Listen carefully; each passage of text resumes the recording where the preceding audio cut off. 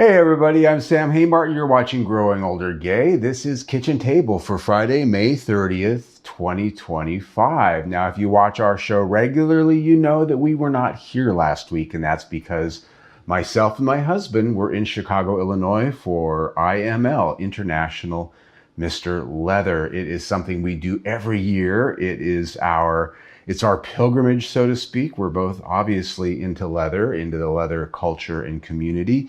And so it's just a very important week for us to go spend in Chicago. It's our vacation every year. And it's a homecoming of sorts because we get to see a lot of old friends. We get to see the new Mr. Leather. We get to watch the competition. And there's so many things going on there. So what we're going to talk about today is essentially my recap for IML 2025. And so first up is the contest itself. That is what the entire week of events is based around. People compete for the International Mr. Leather title, and these people come from all over the country. And it is a big show, a lot of pomp and circumstance, a lot of drama, a lot of competition. And this year I want to congratulate Renee Hebert, Mr. Palm Springs Leather. He is our International Mr. Leather 2025. First runner-up was Zephyr Merker from New York City, Mr. Eagle NYC. Second runner-up, Michael Tikili, Mr. Pittsburgh Leather Fetish. And these are our top three. And of course, Renee is International Mr. Leather 2025. Yeah, a ginger no less. And so it was just a fun event to watch. It's very emotional watching all of this go on, especially if you get involved in it.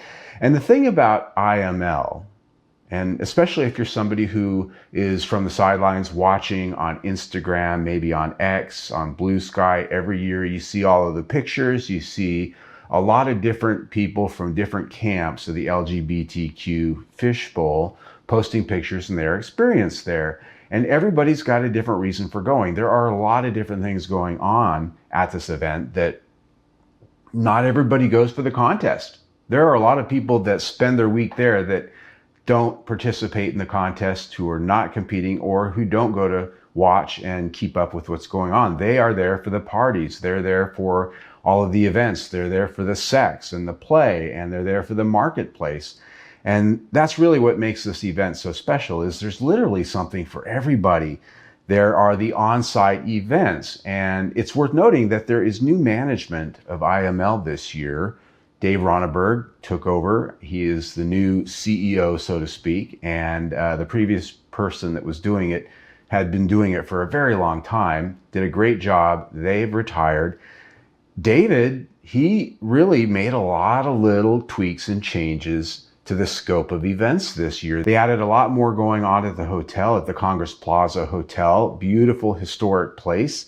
And because the event takes over the hotel and outsiders are not really allowed to stay at the hotel, all the rooms, it's closed off basically for the private event. There's a lot of things that they are able to do there that are private, if you know what I'm saying. So they really increase the edginess of some of the play spaces and the events and things that are going on there at the hotel that made it a freer and more fun experience. And I just want to put a shout out to David and the entire crew that were running the event this year, that I really enjoyed a lot of the little touch point changes that I felt at the event this year. There's the marketplace, which spans 3 different sections of the entire convention space, and vendors from all over the world, quite literally. And I was surprised that given the tariff situation, we had vendors from the UK, from Europe, also from Canada, and a few other places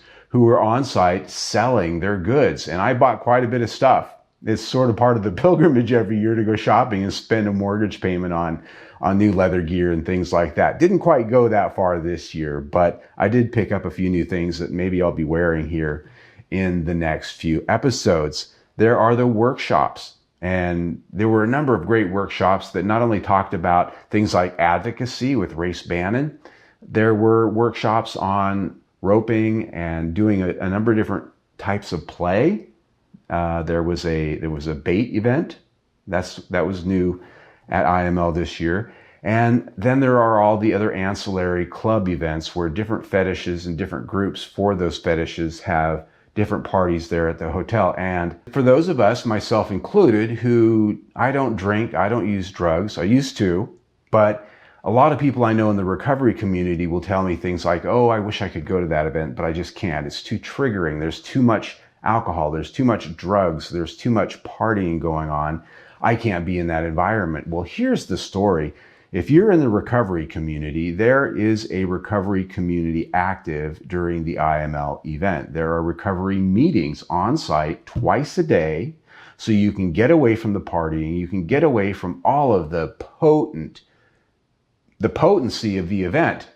I had a friend actually coin that term. It is a potent event. There's a lot of energy, a lot of sexual energy. There's a lot of emotion. There's a lot of stuff going on that's intense. That's way out of the norm for most people when you're walking around there and just experiencing it. And these recovery meetings allow people who are in that realm to get away from that for an hour, twice a day, sit down with their brothers and, have a good conversation about what's going on. And that's been a staple from my experience at IML. That enables me to enjoy the rest of the event and not worry about all of that stuff, because all of that stuff does exist. There are a lot of people that are partying at that event in various different ways. And it just doesn't have to be that way. You don't have to participate in it. There is a community of people there who are choosing not to, and they band together. And it's really a beautiful thing. And that really builds the sense of community. And that's this last thing that I'll close with, that really makes IML special. And again, I talk to a lot of people, they go, oh, it's just a big clique. Oh, I don't fit in there. I wish I could go, blah, blah, blah, blah, blah. And the bottom line is you can. There is something for everybody. There is a sense of community. Myself, I've only gone there 4 years. My husband has been there, I think, probably closer to a dozen. And after 4 years of going there, the first time I went, I was intimidated. I was scared. I was really like, oh my God, these people, I don't fit in here. I had imposter syndrome, and I don't have that anymore. I know enough people at this event, and I've made enough friends that I see every year that it's like a family homecoming. And as an example of all this, what it takes to show up and be a part of it is that you just need to show up and be a part of it. Stick to it and don't otherize yourself. I was on the elevator with a group of people at one point this weekend, and a guy steps on the elevator just wearing a body harness and a jock. And he was kind of an older bear guy, very handsome, and this thing looked absolutely stunning on him. And someone in the elevator that was sort of standing in the back corner said, oh, I wish I could wear that. And the guy said, well, you can. You just got to buy it and put it on. And that's really it. A lot of people just have this idea in their minds that they can't go to an event like this. They can't enjoy an event like this. They can't be part of an event like this. And the bottom line is you can. You just have to decide to. You have to give yourself that freedom. And I'm glad that I did 4 years ago. So that is my spiel for IML 2025. It was a great event. I had a great vacation. I'm still living it in my head a little bit. Event drop was awful, because this picture you see of the lobby right here of the Congress Plaza Hotel is not what it looks like when we're there. They take up all the nice furniture, they clear that out, they put metal chairs in there for everyone to sit on because that's where everyone congregates. And the last day of the event, when everybody's packing up and going home and the vendors are packing up their things and leaving and the crowds are suddenly gone, the lobby looks like this again. And this is like the last crack of the whip that tells you the event's over and it's time to go home. And it's sad when you see this again. It is beautiful though. So there you have it for our episode this week. I thank you for listening to my share on IML 2025, and I promise we'll get back to topical stuff next week. Until then, you can see our latest episode right there. Better yet, subscribe to our YouTube channel right there. Either way, stay tuned.